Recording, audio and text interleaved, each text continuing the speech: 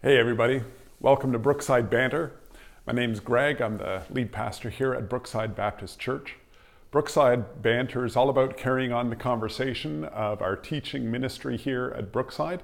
We're answering the questions that you have texted in to us as you've listened and as you've interacted with the content of our teaching ministry here. Today we're going to be digging into the question that's kind of the first question in our most recent series called Incredible, Reasonable Answers to Serious Questions. And the question that we looked at this past Sunday was simply this: is Jesus the only way? And the answer to that question is yes, he is the only way to God.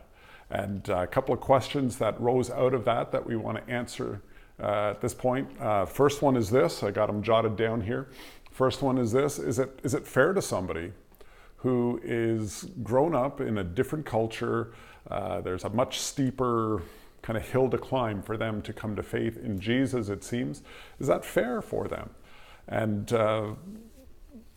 when I think about the question, is it fair, the way it's set up, two things really come to mind.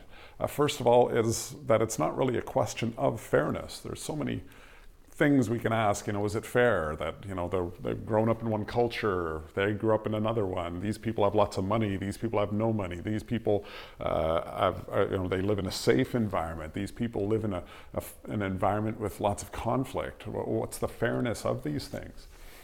The question that really we need to come down to in this whole thing is not how fair do we see it to be, but is it actually true?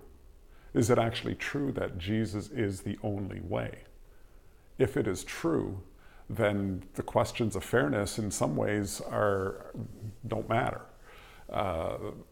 If it's not true, again, it doesn't matter either.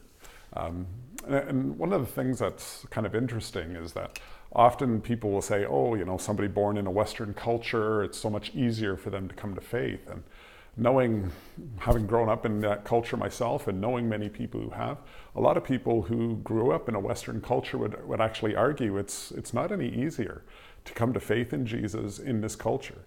There are other obstacles, there are other challenges, there are other presuppositions that need to be addressed. But it is still the same question, the same issue. Is Jesus truly Lord, and will I truly submit my life to him? It really boils down to that. So it's a growth journey, it's a process, and it's really difficult to be able to answer that question of fairness. And it really comes down to, is it true? And that's what we've concluded here. The second question that was sent in is simply this: how could Jesus, the message of Jesus, like it's an offensive message. How can we reach people without offending them? Jesus somehow got away without being offensive. And when I think about that, first of all, Jesus was super offensive. Everywhere he went, he offended people, he polarized people. People either responded to Jesus as Lord, or they picked up a rock to kill him. Now that being said, our goal, our desire is not to offend people. Our goal is to reach as many people as possible, to welcome them in and to help them understand the truth. But what we are welcoming them into is a pursuit of the understanding of truth and an examination of the truth. So even though our goal is not to offend, we will ultimately offend in some way. Our approach needs to be gracious, our approach needs to be loving. We need to show them the love of Jesus before we try to help them understand the message of Jesus. But at some point we've got to get to the message, and the message revolves around the claims of who Jesus is and what Jesus' message and his personhood means to every individual. At some point, every person has to make that choice, has to answer that, settle that question for themselves. Is Jesus truly Lord, and will I submit to him?